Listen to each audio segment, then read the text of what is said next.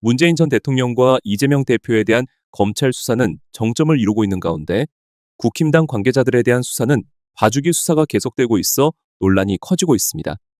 그것은 바로 지난 22대 총선 당시 이갑준 사하구청장과 함께 지역 내 관변단체들에게 지지 호소하는 활동을 벌여 공직선거법 위반 의혹이 제기된 국힘당 이성권 의원을 경찰이 불송치 결정을 내렸기 때문입니다. 당시 이갑준 사하구청장이 관변단체장들에게 전화를 걸어 이성권 후보를 도와달라고 요청을 했고 함께 있던 이성권 후보에게 전화를 건네서 이 후보가 직접 지지를 호소한 사건입니다. 또한 한 번도 아니고 두 번이나 똑같은 방식으로 전화를 하였고 녹취록 전문이 증거로 제출이 되었으며 두 번째 전화는 구청장실에서 했다는 것이 수사 과정에서 드러나기도 했습니다. 이러한 점으로 보아 두 사람이 사전에 공모하지 않고서는 있을 수는 없는 일이었고 관변단체 회장에게도 같은 날 똑같은 방식으로 불법 선거를 저지른 정황과 증거를 추가로 제시하기까지 했는데도 불구하고 이런 말도 안 되는 불송치 결정을 내렸다는 것인데요. 그렇게 공정과 상식을 외치는 윤 정권에서 자기들 식구들만 죄가 없다라고 덮어주고 있기에 국민들의 분노는 폭발할 지경입니다. 언론들조차 국힘당과 연루된 사건들은 쉬쉬하고 있어 국민들은 이 사건에 대해 잘 모르고 있는 상황입니다. 특히나 이 지역구는 민주당 최인호 후보가 아깝게 진 지역이라 이런 불송치 결정이 더욱더 화를 나게 만드는데요. 한편 국회에서는 현재 야당인 민주당이 마치 여당 역할을 하고 있어서 여론조사마저 이제는 격차가 더 벌어지고 있는 상황입니다. 특히나 한동훈이가 당대표가 되자 국힘당은 더욱더 존재 가치가 없어지는 당이 되는 것 같습니다. 윤석열 정부도 우리를 실망시키지 않기에 이제는 갤럽뿐만이 아닌 조온 CNI어조에서도 지지율이 20%대로 뚝 떨어졌는데요. 조만간 10%대로 떨어질 시 김건희 녹취록이 공개될 것이라는 소문이 여의도에 커지고 있습니다. 그런데 더욱 놀라운 것은 윤석열 정부의 태도입니다. 뭔가 잘못되었으면 좀 고치고 수정하고 반성할 줄 알아야 하는 태도를 보여야 하는데 윤석열은 반개혁 저항이 계속돼도 4대 개혁을 멈추지 않겠다라는 허무맹랑한 소리를 해대고 있습니다. 그런데 여기서 잠깐 윤석열이 말하는 반개혁 저항은 누구를 뜻하는 것일까요? 의료계일까요? 민주당일까요? 지난번에는 카르텔이란 표현을 써서 욕을 바가지로 먹더니 이제는 반개혁 저항 세력이라고 지칭하고 있습니다. 자신과 마음이 맞지 않으면 무조건 카르텔 반개혁 저항 세력이라고 규정짓는 윤석열의 어처구니 없는 자세에 국민들은 혀를 내두르고 있습니다. 더 기가 막힌 사람은 또 있습니다. 바로 한덕수 국무총리인데요. 요즘 들어 그의 언행이 기가 찰 뿐입니다. 한덕수는 최근 의료계의 뺑뺑이는 가짜 뉴스라고 터무니없는 거짓말을 해대며 이제는 현실에서 일어나고 있는 상황까지 부정하고 있습니다. 오늘도 그는 의료개혁은 반드시 해야 한다며 굳게 밀고 실행에 옮기겠다고 선전포고했습니다. 반대로 뉴스에서는 응급실 못 가서 죽고 위급한 상황이 생긴 사람들이 한두 명이 아니다라는 속보들이 쏟아져 나오고 있는데요. 한덕수는 게다가 이번 의료 대란의 가장 큰 책임은 의사들에게 있다라는 말을 하기까지 했었습니다. 이에 민주당 박주민 의원은 정부가 어려움이 닥치면 고개를 쳐박고 현실을 부정하는 타조가 되어서는 안 된다라며 이번엔 제가 묻고 싶습니다. 윤석열 대통령과 한덕수 총리가 사는 나라는 어느 나라입니까? 라고 따져 물었습니다. 여기서 박주민 의원이 말하는 타조 증후군이란 어려운 일이 발생하면 대응 및 해결을 하려고 하지 않고 현실 부정 속에서 문제 대응을 거부해 나중에 심각한 화를 입게 되는 현상을 일컫는 말입니다. 정말 빨리 치료를 받아야 할 사람들이 누구인지 국민들에게 가르쳐주고 있는데요. 오죽하면 이번 추석 연휴 덕담에 서로들 아프지 마라 라는 말들을 할까요? 정말 윤석열 정부 들어 한 번도 경험하지 못한 일들을 겪고 있습니다. 끝으로 의료 대란과 관련하여 현재 의사들이 처한 상황에 대해 서울대학교 병원 소아흉부외과 곽재건 교수의 요약 인터뷰 내용 보시면서 영상 마무리하겠습니다. 제가 그냥 여기 남아서 환자를 보고 그러는 거는 당연히 아픈 사람이 있으니까 옆에서 치료를 할 수 있는 걸 배웠으니까 이제 하는 게 1순위이지만 언젠가는 저랑 같이 다시 이 일을 할 지금 눈에 딱 보이거든요. 그 친구들 얼굴이 이렇게 몇 명 없어요. 소아흉부외과 하고 싶어 하는 사람 몇 명 없어요. 그러니까 이제 출산율도 낮아지고 그럼에도 여러 가지 어려운 상황임에도 불구하고 이거를 난 이거야 하는 후배들이 있거든요. 그러니까 근데 그런 모든 거를 알면서도 난 이거야 라고 하는 후배들이 정말 드물게 있어요.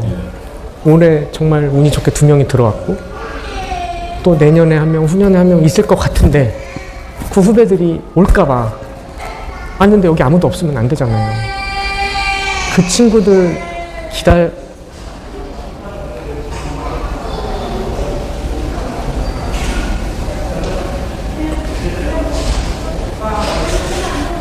기다리고 있습니다. 그 친구들을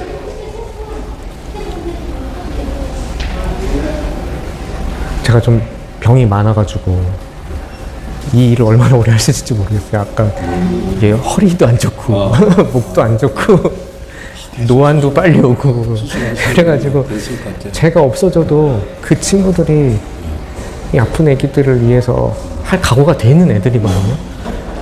근데 이렇게 말도 안 되는 정책들을 펴면서 막 엉망진창으로 만들어 놓은 데서 하기가 너무 무서운 거예요, 애들이. 저는 그렇게 생각이 돼요.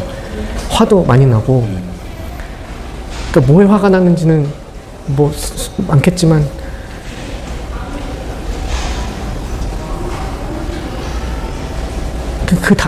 그 다음에는 이제 제가 할 일은 아닌 거죠. 저는 이제 나이 먹고 손 떨리고 눈 안 보이는데 수술하면 안 되죠. 저는 그만둬야죠. 환자들을 위해서.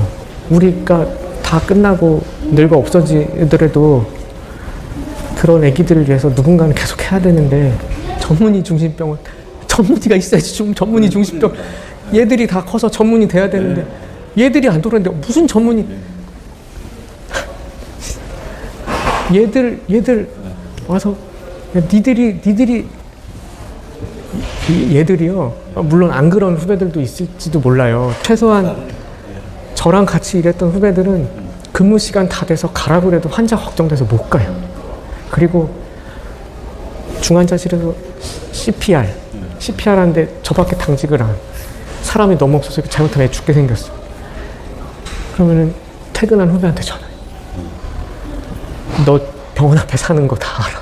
와서 잠깐만 도와주고. 그러면은 그 여학생 여자 후배들 자다 말고 머리 이러고 나와가지고 도와줘요. 그런 애들입니다. 그런 애들이 지금 다 나가 있어요. 그러니까 걔들이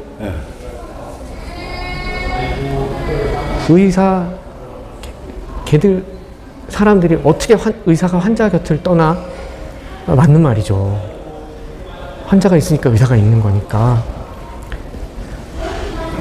근데 그냥 그러고 살아오니까 이 모양 이 꼴이 된 거를 이제 알고 사실은 저희들이 힘이 없잖아요.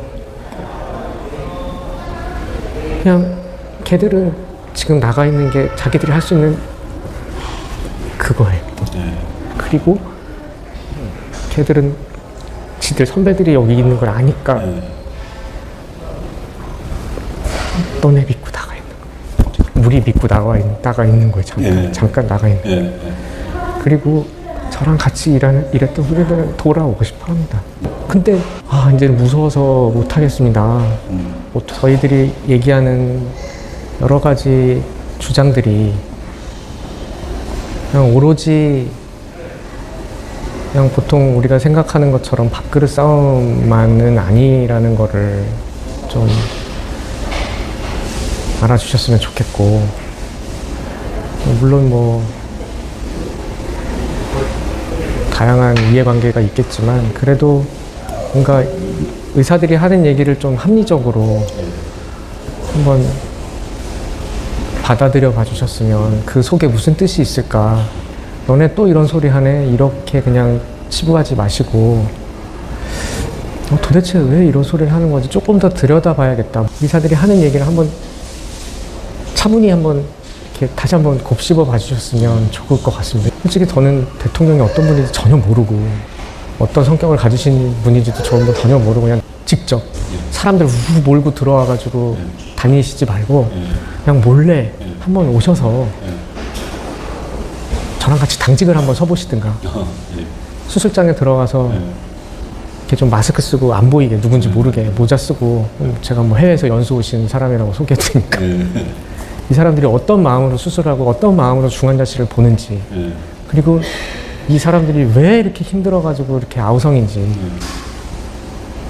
응급실도 한번 좀 들려보시고 예.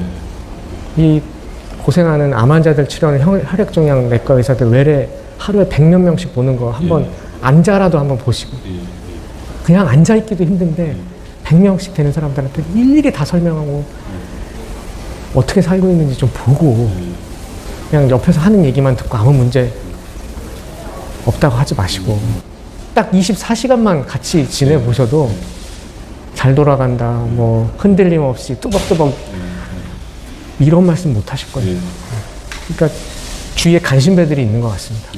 잘 보이고 싶고 당신이 하는 얘기는 정말 옳고 그냥 밀어붙이십시오 이런 말을 하는 잠시 주목해 주시기 바랍니다. 구독자분들에게 특별한 선물을 준비했는데요. 제가 항상 여러분들께 강조드리는 말씀이 있습니다. 이슈와 뉴스만 꾸준히 챙겨보셔도 충분히 돈을 벌 수 있다고 말씀드리는데요. 여기 보이시는 채널의 영상을 보시면 어떤 생각이 드시나요? 그냥 눈에 보이시는 뉴스와 영상만 보시고 아무 생각이 없으신가요? 그렇다면 저는 잘못된 것이라고 말씀드리고 싶습니다. 그 이유가 무엇이냐면 제가 8월 초에 뭐라고 말씀드렸나요? 지금은 바이오에 관심을 가져야 한다라고 뉴스만 보고 넘기지 마시고 투자를 직접적으로 생각해봐야 한다고 말씀드렸는데요. 이런 썸네일들과 영상을 통해서 충분히 구독자님들께도 전달이 되셨을 겁니다. 이런 바이오 이슈가 되었을 때 부자들은 어떻게 생각할까요? 바이오 관련주는 무엇이 있는지, 어떤 종목이 가장 좋을지, 어디에 투자해야 돈이 몰릴 수 있는지 자연스럽게 생각한다고 말씀드렸습니다. 지난번에 구독자분들과 함께하는 주식으로 수익 내기를 진행했었는데요. 100% 무료로 진행을 했고 이 사진을 보시면 아시겠지만 구독이라는 문자 메시지를 남겨주신 모든 시청자분들께 이렇게 바이오 관련주 중에 가장 급등할 확률이 높은 딱 한 종목을 드렸습니다.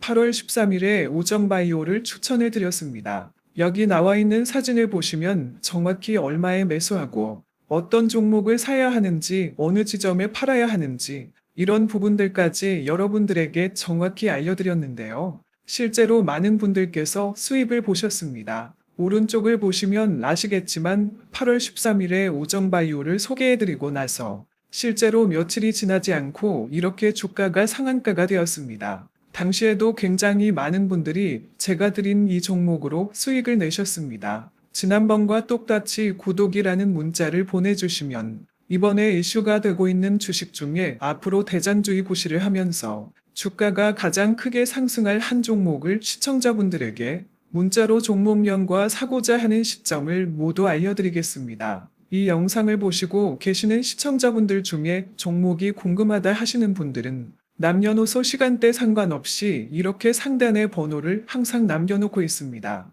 전화번호 010-802-5352 똑같이 무료 급등 주식 문자를 보내드리겠습니다.